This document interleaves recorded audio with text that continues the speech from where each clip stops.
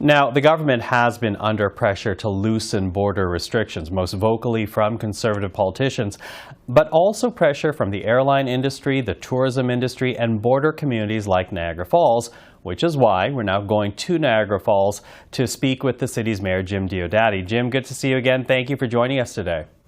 Thanks for having me, Michael. Listen, I want to begin with your reaction. This is something that you wanted, a loosening of border restrictions. Are you happy to get past this phase of the pandemic strategy?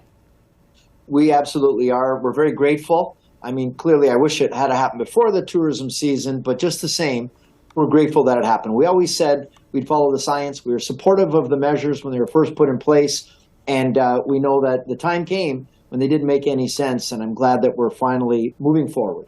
Moving forward, as you say, it's going to come to an end on Saturday. Do you expect to see an immediate impact with the loosening of those restrictions? Yes and no. So yeah, there's been a lot of people waiting with bated breath, but part of the problem now, though, is the message is out there that we're closed. And that's been the message that's been reinforced over and over through word of mouth and through media. And that's my big concern, the long-term negative residual impact of people believing that we're essentially closed here. So my suggestion was we need to have a grand reopening of Canada. Get the Prime Minister and the Premiers together, cut a huge ribbon, roll out a symbolic red carpet, backed by a big media advertising campaign to let the other markets know, specifically the U.S., that once again we are open for their business. Now, of course, the federal government has been highly criticized by some circles for keeping the restrictions for as long as they did. But there was a call to tighten borders to make sure COVID and its variants were not imported to this country, in particular during the early days of the pandemic. Do you think the regulations served any good, or where do you think it changed? You know, I think in the beginning it gave us a sense of comfort, and I think we didn't know what we were dealing with, and we were learning. This was new for all of us. So we did support it. I can tell you in the tourist industry, we followed through on all COVID protocols. And we all agreed we'd follow the science as it evolved because we learned a lot during this process.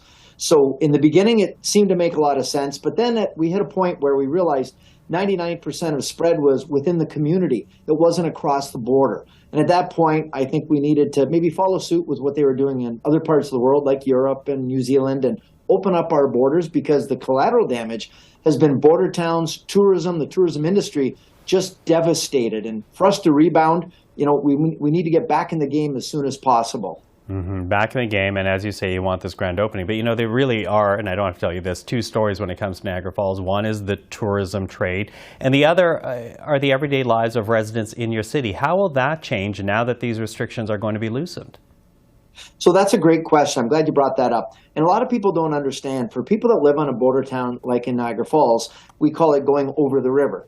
And I know they say the same thing in Windsor. So we go over the river into Niagara Falls, New York. And we see it just as another part of town, one big city divided by a border.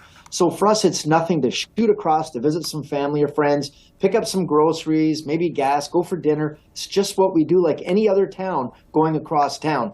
And it specifically targeted, it seemed, a lot of seniors. And I'm overgeneralizing here, but seniors by and large are not as tech savvy as younger. And I can tell you my dad's a great example. My dad's 80. He's got a flip phone. He doesn't have a smartphone. He doesn't use a computer.